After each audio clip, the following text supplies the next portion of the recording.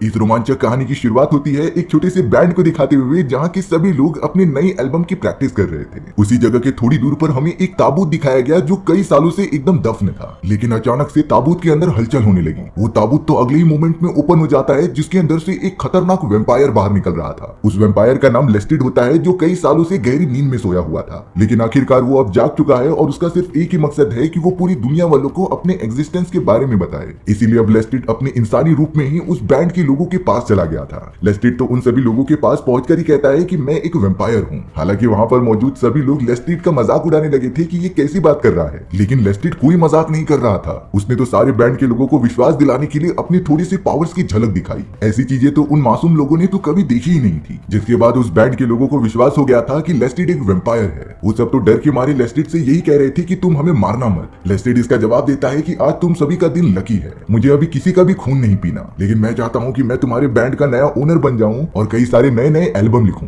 अब उन सारे लोगों के पास कोई दूसरा ऑप्शन नहीं था लेस्टिड को उनका लीडर बनाने के सिवाय। इसीलिए अब लेस्टिड ने उन सभी बैंड वालों के साथ मिलकर नए नए एल्बम बनाना स्टार्ट कर दिया। कुछ ही समय के अंदर अंदर लेस्टिड की टीम द्वारा बनाए गए नए नए एल्बम्स को लोग पसंद करने लगे थे। लेस्टिड तो एक बहुत ही फेमस सिंगर भी बन चुका था। अब अपने इतने सारे एल्बम्स की सेलिब्रेशन के लिए लेस्टिड ने कई सारे इंटरव्यूअर्स को इनवाइट किया होता है। दरअसल लेस्टिड सारी दुनिया के सामने ये बता रहा था कि वो वेम्पायर है और वो कई सालों से ताबूत के अंदर सो रहा था, जो अभी जाकर उठा है। पूरी दुनिया को तो लेस्टिड की सच्चाई के बारे में सब कुछ पता चल चुका था। सारे इंटरव्यूअर्स एकदम चौंक कर अपना अपना क्वेश्चन पूछते जा रहे थे। तभी एक दूसरा इंटरव्यूअर ये क्वेश्चन पूछता है कि लेस्टिड और उसकी टीम ने जो गाना कंपोज किया है वो बहुत ही ज्यादा अजीब और सस्पिशियस था, क्या ये किसी प्रकार का संदेश है? लेस्टिड ने इसका जवाब हाँ में दिया और ये बताया कि मैंने ये गाना अपने सारे वेम्पायर साथियों के लिए लिखा है, जो कई सालों से ताबूत के अंदर अभी भी बंद हैं। दरअसल इस गाने के माध्यम से मैं अपने सारे वेम्पायर दोस्तों को आजाद करना चाहता हूँ और ये बताना चाहता हूँ कि उठने का समय हो चुका है। लेस्टिड द्वारा कही गई ये बात तो सभी को हिला कर रख देती है। अब हमें जेसी नाम की एक लेडी दिखाई जाती है, जो कि पैरानॉर्मल एक्टिविटीज पर काम किया करती थी। पैरानॉर्मल घटनाएं मतलब वो चीजें जिसे कि विज्ञान अपने तरीके से एक्सप्लेन ना कर पाता हो, और ये पूरी तरीके से एक रहस्यमयी चीज होती है। जेसी इन्हीं अनजान और खुफिया चीजों पर रिसर्च करती थी और अपनी रिपोर्ट तैयार करती थी। लेकिन जब जेसी ने लेस्टिड की उस बनाए गए एल्बम को सुना तो वो पूरी तरीके से दंग रह गई, क्योंकि उसे सुनते ही समझ में आने लगा था कि ये किसी प्रकार का संदेश है। जेसी को तो अब किसी तरीके से भी पता करना था, इसीलिए वो लेस्टिड द्वारा लिखे गए एल्बम को डिकोड करने लगी। कुछ ही घंटों के अंदर तो उसे अपने रिजल्ट्स भी मिलने लग जाते हैं, जिसके बाद जेसी समझ चुकी थी कि लेस्टिड जो कह रहा था वो सही है, यानी कि लेस्टिड एक वेम्पायर है और उसने ये गाना सिर्फ अपने साथियों को जिंदा करने के लिए लिखा है। जेसी ने तो अपने सारे हायर मेंबर्स को ये सब बताने के लिए वहां बुला लिया, जिसके बाद वो डिकोड किए गए सारे लिरिक्स को सबके सामने दिखा रही थी। जेसी ने तो उन सभी को एक इंपॉर्टेंट बात बताई कि लंदन के एकदम बीचों बीच वाले इलाके में एक मिस्टीरियस जगह मौजूद है, जहाँ पर सारे वेम्पायर्स रात को इकट्ठा होकर अपने रिचुअल परफॉर्म करते थे। लेकिन जेसी उन लोगों को और भी सारी चीजें बताती, इससे पहले वहां पर उसका सबसे बड़ा सीनियर आ जाता है। उसका नाम प्रोफेसर डेविड था। डेविड जेसी को तुरंत अपने कमरे में बुलाकर ये बताता है कि मुझे लेस्टिड के बारे में सब कुछ पता है। डेविड तो जेसी को बहुत सारी पेंटिंग्स दिखाने लगा, जो कई हजार सालों पुरानी थी। उन पेंटिंग्स में हर एक पेंटिंग कोई अलग मैसेज प्रोवाइड करती, जिनके अंदर वेम्पायर्स की भी एग्जिस्टेंस के सबूत मिल जाते हैं। अब डेविड उन सारे पिक्चर्स में से एक आदमी के ऊपर इशारा करता है, जिसका नाम मॉरिस था। डेविड कहता है कि मॉरिस इतना खतरनाक वेम्पायर है कि उसने ही लेस्टिड को वेम्पायर में कन्वर्ट किया था, यानी कि लेस्टिड शुरुआत में हम जैसा ही नॉर्मल इंसान होता है, लेकिन मॉरिस ने तो लेस्टिड को वेम्पायर में कन्वर्ट करके अपने वेम्पायर सोसाइटी में शामिल कर लिया। वो तो उसे वेम्पायर के सारे रिचुअल्स बताता और कैसे सर्वाइव करना है इसकी भी इंफॉर्मेशन प्रोवाइड करता। जेसी तो पूरी तरीके से शॉक हो गई थी कि आखिर डेविड को ये सारी चीजें कैसे पता है। तब जाकर डेविड बताता है कि मेरे पास वेम्पायर खानदान की सारी इंफॉर्मेशन मौजूद है। डेविड ने तो एक बहुत ही मोटी बुक जो कि वेम्पायर से रिलेटेड थी वो जेसी को पढ़ने के लिए दे दी। जेसी को भी इन चीजों में काफी इंटरेस्ट था और उसे अपने क्वेश्चंस के आंसर चाहिए थे, इसीलिए वो वेम्पायर्स की उस बड़ी सी बुक को लेकर पढ़ने बैठ गई। जेसी को तो कई सालों पहले की बात पता चलती है, जब लेस्टिड नॉर्मल इंसान हुआ करता था। लेस्टिड को तो गाना बजाना और पियानो प्ले करना काफी ज्यादा पसंद होता है। वो हर समय मन लगाकर इसी की प्रैक्टिस करता रहता। एक दिन इसी तरीके से लेस्टिड वायलिन प्रैक्टिस कर रहा था, तभी उसका बो एक दूसरी तरफ पर जाकर गिर जाता है। तभी उसके हाथ से वायलिन का एरो कहीं दूर जाकर गिर जाता है। लेस्टिड जब उसे लेने के लिए कबर्ड के नीचे हाथ डाल रहा था, तभी उसे कुछ अजीब सी चीज दिखाई दी। उसे तो जमीन पर लोहे से बनी हुई एक घुमावदार चीज मिलती है। लेस्टिड ने तो बिना कुछ सोचे समझे उसे घुमा दिया था, जिसके बाद उस चैम्बर के अंदर एक दूसरी जगह का रास्ता खुल जाता है। लेस्टिड तो अब सीधा उस कमरे के अंदर चला गया। वो देख रहा था कि सामने एक सिंहासन मौजूद है, जहाँ पर एक मेल और फीमेल के स्टैचू बने हुए हैं। उनके चारों तरफ तो पानी भरा हुआ था। अब लेस्टिड उन दोनों स्टैचूज को देखकर ये कहने लगा कि शायद तुम्हें एक अच्छी म्यूजिक सुनने की जरूरत है। इसीलिए अगले मोमेंट में लेस्टिड अपने वायलिन को उठाकर बजाने लग जाता है। अब अचानक ही उस लेडी वाले स्टैचू की आंखें खुल गई। वो लेडी वाली स्टैचू तो लगातार लेस्टिड को देखे जा रही थी, पर अब उसने अपने हाथ को उठाकर सामने कर दिया था। लेस्टिड जब स्टैचू के पोजीशन को चेंज हुआ देखता है, तब वो उसके पास आ गया था। लेस्टिड तो उस लेडी के स्टैचू के हाथ पर जोर से काटने लगा और उनका खून पीने लगा। देखकर ऐसा लग रहा था कि कोई अनजान चीज लेस्ट्रेड से ये जानबूझकर करा रही है। अब उस लेडी का खून पीते ही लेस्ट्रेड तुरंत ही बेहोश हो गया। दरअसल बात ये थी कि इस जगह पर जो 2 स्टैचू मौजूद थे वो इस दुनिया के सबसे पहले वेम्पायर्स होते हैं और इन्हीं का खून पीकर मॉरिस भी वेम्पायर बना था। थोड़ी देर बाद जब लेस्ट्रेड अपनी आंखें खोलता है तब उसने देखा कि मॉरिस ने उसे कैद करके रख लिया है। लेस्ट्रेड बहुत ही ज्यादा तड़प रहा था लेकिन मॉरिस उसे आजाद ही नहीं करता, यानी कि लेस्ट्रेड भी अब एक खतरनाक वेम्पायर बन चुका है। लेकिन अगली सुबह जब लेस्ट्रेड उठ रहा था तब उसने देखा कि उसके हाथ पैर दोनों खुले हुए हैं। अपने चारों तरफ उसे मॉरिस कहीं भी दिखाई नहीं देता, यानी कि इसका मतलब ये होता है कि मॉरिस लेस्ट्रेड को वेम्पायर में कन्वर्ट करके यहाँ से छोड़कर चला गया होता है। अब हमें यहाँ जेसी को दिखाया गया जो पूरी बुक पढ़कर बहुत ही ज्यादा कंफ्यूज हो गई थी। उसे तो अब वेम्पायर्स के बारे में और भी ज्यादा जानना था, इसीलिए जेसी लंदन की उस बड़े से हॉल में चली गई जहाँ पर उसने सुना था कि वेम्पायर्स आते हैं। जेसी तो अंदर घुसकर चारों तरफ देखने लगी, लेकिन थोड़ी देर के अंदर जेसी के पास 3 वेम्पायर्स आ चुके थे जो उसे काटने की कोशिश कर रहे होते हैं, क्योंकि वो वेम्पायर्स बिल्कुल नहीं चाहते थे कि उनके बारे में किसी को पता चले। लेकिन जैसे ही वो तीनों वेम्पायर जेसी को मारने जाते तभी वहां लेस्ट्रेड आ गया था जो उन वेम्पायर्स को मारते हुए जेसी को बचा लेता है। दरअसल लेस्ट्रेड जेसी को बचाने के लिए इसीलिए आया क्योंकि जेसी जब यहाँ इंटर कर रही थी तब उसने वहाँ मॉरिस नाम पुकारा था। इसीलिए अब लेस्ट्रेड जेसी से पूछता है कि आखिर तुम मॉरिस के बारे में क्या जानती हो। जेसी ने तो तुरंत ही बता दिया था कि मेरे पास वेम्पायर्स खानदान की एक बहुत ही बड़ी बुक मौजूद है। लेस्ट्रेड थोड़ा सा गुस्सा होता है क्योंकि वो इसी बुक को बहुत सालों से ढूंढ रहा था, क्योंकि उस बुक के अंदर वेम्पायर्स खानदान की सारी इंफॉर्मेशन मौजूद होती है। फिलहाल के लिए लेस्ट्रेड जेसी को कुछ भी नहीं करता और वहां से चला जाता है। अब लेस्ट्रेड यहाँ पर न्यूयॉर्क में होने वाले अपने नए कॉन्सर्ट की तैयारी कर रहा था, पर वो जैसे ही अपने लिविंग रूम में आता है तभी उसकी मुलाकात मॉरिस से हो गई थी।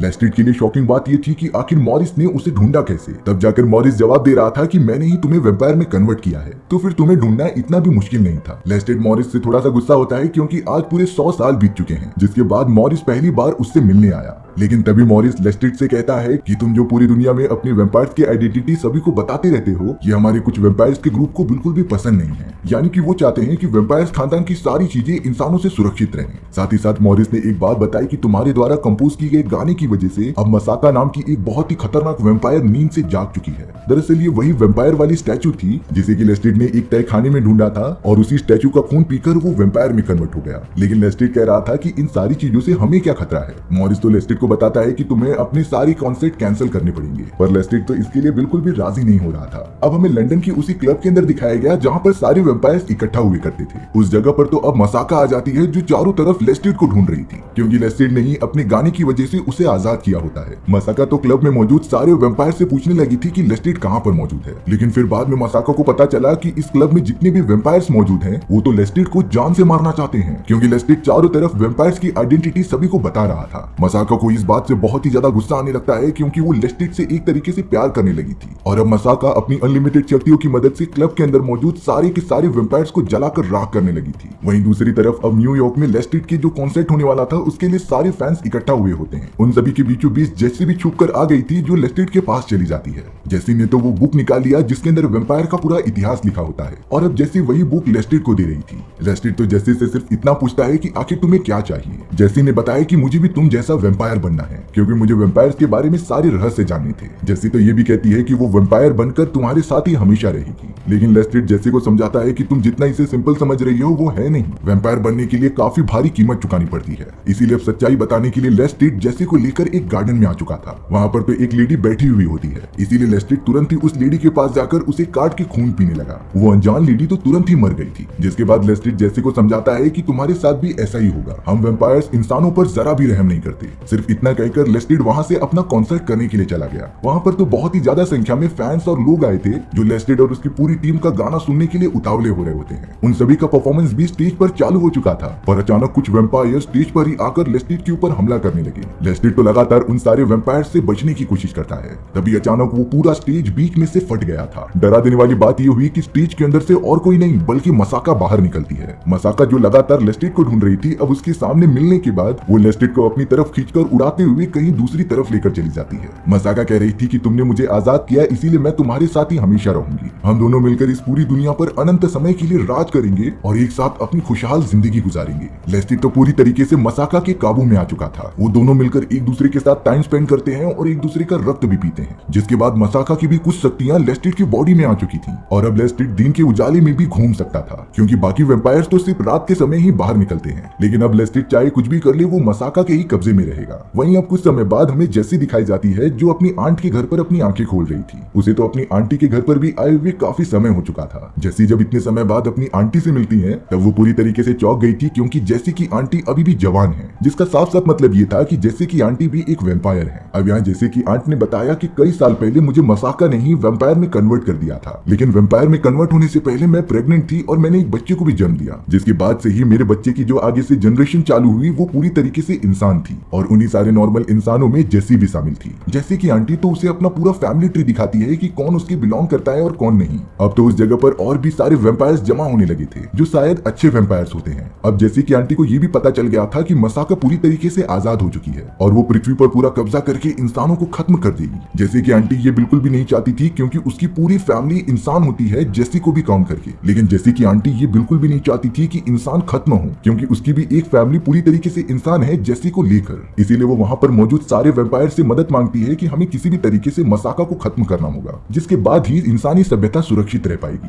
वहां पर मौजूद सारे वेम्पायर्स तो मसाका को खत्म करने के लिए रेडी हो चुके थे, लेकिन उनमें से एक वेम्पायर कहता है कि ये सारी चीजें इतनी इजी नहीं होने वाली, क्योंकि मसाका के पास अब हम सबसे कई ज्यादा शक्तियां हैं। सबसे ज्यादा चौंकाने वाली बात यह हो गई कि उस जगह पर अब मसाका आ चुकी थी। मसाका के साथ तो लेस्टिड भी मौजूद होता है, जो अब पहले से ज्यादा ताकतवर और फुर्तीला बन चुका था, पर लेस्टिड तो पूरी तरीके से मसाका के कब्जे में होता है। यहाँ मसाका उन सारे वेम्पायर्स को अपनी टीम में शामिल होने के लिए कहती है, जिससे कि वो इंसानी सभ्यता को खत्म कर दे, पर उनमें से कोई भी वेम्पायर इस बात के लिए राजी नहीं होता। मसाका तो सिर्फ इतना बताती है कि तुम जिन लोगों के लिए लड़ रहे हो वो तो हमारे लिए जानवरों की तरह हैं। वेम्पायर्स को तो सिर्फ इंसानों का खून पीकर जिंदा रहना है। अब यहाँ कोई और ऑप्शन ना होने के कारण मसाका ने लेस्टिड को आदेश दिया कि वो जाकर जेसी को जान से मार दे, क्योंकि इसी तरीके से मसाका लेस्टिड का टेस्ट लेगी कि वो नया राजा बनने के लायक है भी कि नहीं। अब लेस्टिड जैसे ही जेसी के पास गया तब उसके सामने जेसी की आंटी आ जाती है। मसाका ने तो अपनी ब्लैक शक्तियों की मदद से जेसी की आंटी को दूर फेंक दिया था, जिससे कि अब लेस्टिड जेसी के पास चला जाता है। जेसी तो सिर्फ इतना कहती है कि इसे मैं संभाल लेती हूँ, क्योंकि जेसी तो पहले से ही चाहती थी कि वो एक वेम्पायर में कन्वर्ट हो जाए, इसीलिए उसने लेस्टिड को अपना खून पीने के लिए कह दिया होता है। लेस्टिड तो लगातार जेसी को काटते हुए उसका खून पीते जा रहा था। जेसी तो तुरंत ही बेहोश हो चुकी थी, पर अब लेस्टिड मसाका के पास जाकर ये कहता है कि मुझे अब तुम्हारा राजा बनना है। और अब लेस्टिड मसाका के पास जाकर ये कहता है कि मुझे अब तुम्हारा राजा बनना है और मुझे सारे इंसानों को खत्म भी करना है। मसाका लेस्टिड की इन बातों से काफी इंप्रेस हो जाती है और अपना हाथ बढ़ा देती है, जिससे कि लेस्टिड और भी ज्यादा ताकतवर हो सके। लेस्टिड लगातार मसाका का भी खून पीते जा रहा था, लेकिन एक समय के बाद मसाका लेस्टिड को रोकती है, पर वो तो खून पीना रोकता ही नहीं। अब यहाँ मसाका काफी कमजोर हो चुकी थी। लेस्टिड अचानक बाकी वेम्पायर्स को एक इशारा करता है कि तुम सभी लोग मसाका पर हमला करने लग जाओ, यानी कि लेस्टिड भी मसाका को मारना चाहता था। दरअसल बात ये होती है कि लेस्टिड ने जब पहली बार मसाका का खून पिया था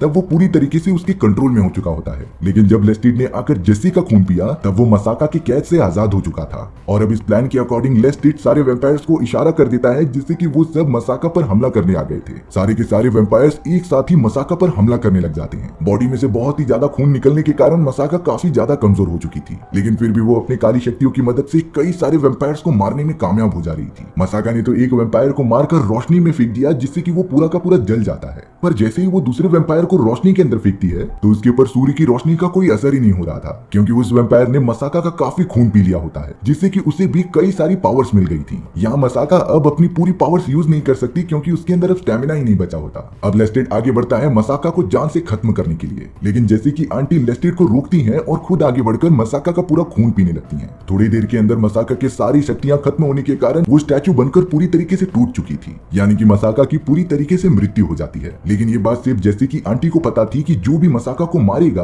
वो खुद भी एक स्टैचू में कन्वर्ट हो जाएगा, इसीलिए जैसे कि आंटी ने लेस्टिड को उस समय रोक लिया था मसाका को खत्म करने के लिए, और वो खुद आगे चली गई थी, जिसकी वजह से अब जैसे कि आंटी एक स्टैचू में कन्वर्ट हो जाती है, यानी कि उन्होंने अपना सेक्रीफाइस करके लेस्टिड की जान बचा ली। उनमें से एक वेम्पायर कहता है कि ये पूरी तरीके से मरी हुई नहीं है, बल्कि ये तो सिर्फ मसाका के श्राप की वजह से मूर्ति बनी हुई है। अब यहाँ सब कुछ नॉर्मल होने के बाद लेस्टिड जेसी के पास जाकर उसे अपना खून पिलाता है, क्योंकि अब तो जेसी भी पूरी तरीके से एक वेम्पायर में कन्वर्ट हो चुकी थी। लेस्टी और जेसी अब वेम्पायर होने के बाद एक दूसरे के साथ ही रहने का डिसाइड करते हैं। सबसे पहले वो दोनों मिलकर डेविड के पास चले गए थे, जिसने की जेसी को वेम्पायर वाली वो बुक दी होती है। जेसी ने तो अब डेविड को उसकी बुक वापस कर दी थी। यहाँ डेविड भी जेसी को एक वेम्पायर में कन्वर्ट हुआ देखकर काफी ज्यादा शॉक हो चुका था। वो जेसी से पूछता है कि तुम्हें आखिर फील कैसा हो रहा है। तभी जेसी ने इसका जवाब दिया कि क्या तुम भी इसे एक्सपीरियंस करना चाहते हो कि नहीं, लेकिन डेविड ने इसका सिंपल जवाब जवाब दिया कि मुझे इंसान रहना ही बहुत ज्यादा पसंद है, जिसके बाद जेसी और लिस्टेड साथ मिलकर वहां से निकल जाते हैं। अब वो दोनों वेम्पायर होने के कारण अनलिमिटेड टाइम के लिए एक दूसरे के साथ रह सकते हैं। इसी तरीके से हमारी ये कहानी भी यहीं पर खत्म हो चुकी थी। सो व्यूअर्स, आपको ये स्टोरी कैसी लगी कमेंट सेक्शन में बताना भूलना मत। और अगर आपको मेरा एक्सप्लेनेशन 1% भी अच्छा लगा होगा ना, तो वीडियो को लाइक एंड चैनल को सब्सक्राइब जरूर कर देना। मिलते हैं इसी तरीके की मजेदार वीडियोस में, तब तक के लिए